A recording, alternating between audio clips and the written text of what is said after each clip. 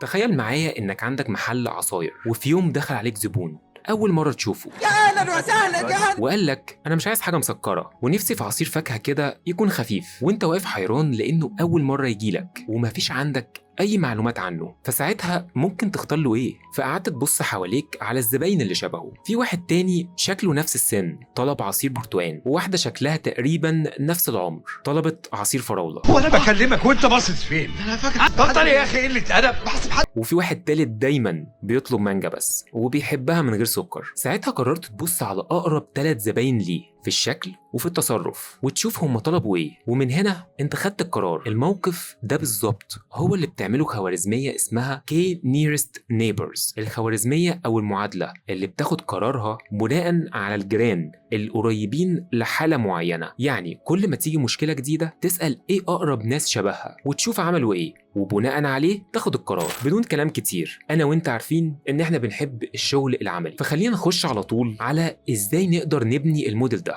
والجزء المفضل هو جزء كتابة الكود، وهنبني موديل ذكاء صناعي بيقدر يصنف الفاكهة بناء على الوزن ودرجة السكر فيها. هنستخدم مكتبة بايثون اللي فيها كل معادلات الذكاء الصناعي اللي ممكن نحتاجها. بنجهز البيانات بتاعتنا واحنا عايزين نحدد الفاكهة دي هل هي تفاح أو برتقان. هنحدد معادلة ال KNN من المكتبة، وبالنسبة للنيبرز خليهم 3 وما تشيلش همها دلوقتي لأننا هنفهم لازمتها إيه بعد كده، ونبدأ عملية التدريب.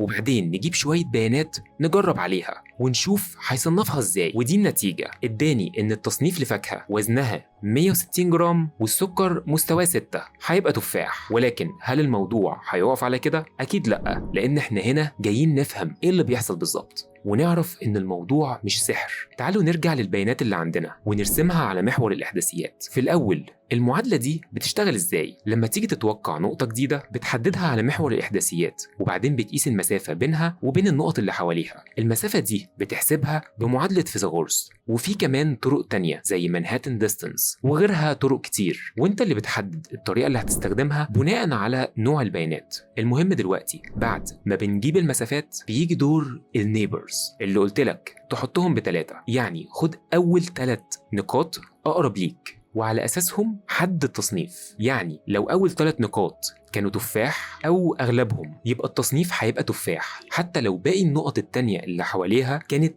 أي تصنيف آخر. وبما إن دي مش أول معادلة نشرحها في سلسلة تعلم الذكاء الصناعي وكان في معادلات تانية كتير، ساعتها بيجي سؤال مهم: إمتى أستخدم المعادلة دي؟ أول حاجة لو عايز تصنف البيانات لمجموعات. الشيء التاني معادلة اللينير ريجريشن، ولو ما تعرفهاش ارجع في نفس السلسلة دي وهتلاقي الحكاية بتاعتها، وهسيب لكم رابط برضو في الوصف تحت. معادلة اللينير ريجريشن أو الانحدار الخطي تقدر تستخدمها لو العلاقة بين البيانات دي تقدر تمثلها في خط مستقيم زي مثلا البيوت وأسعارها، لأن في علاقة شبه طردية بينهم. أما في حالتنا صعب إنك ترسم خط واحد يمر بكل النقط اللي عندك. الشيء اللي بعد كده إن المعادلة دي اللي هي ال KNN مش بتستخدم أوزان، لكن بتحسب المسافة بين النقاط علشان تحدد العلاقة بينهم، وعلشان كده تدريبها بيكون أسرع من باقي المعادلات. ولكن أكيد ليها عيوب زي مثلا إنها بتاخد وقت أكتر من المعادلات التانية وبتحتاج ريسورسز أكتر زي الCPU والرام والحاجات دي. علشان لك أن تتخيل حجم العمليات الحسابية اللي محتاجة تعملها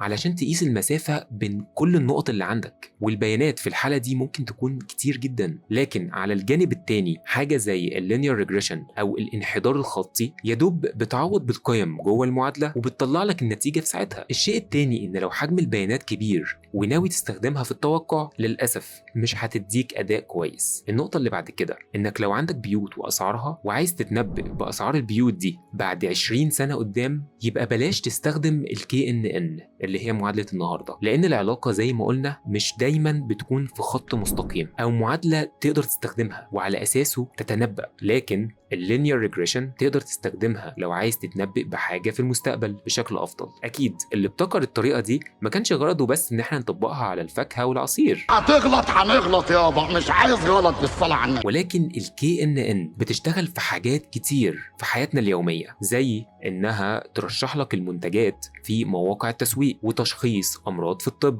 وكمان تقدر تتوقع أسلوب المستخدمين في التطبيقات وحتى في الفلترة وفي تصنيف الصور والصوت. ولحد هنا خلصت حكاية النهاردة، ولكن حكايتنا على كودكس لاين لسه ما خلصتش، واشوفكم في الحكاية اللي جاية على كودكس لاين، والسلام عليكم.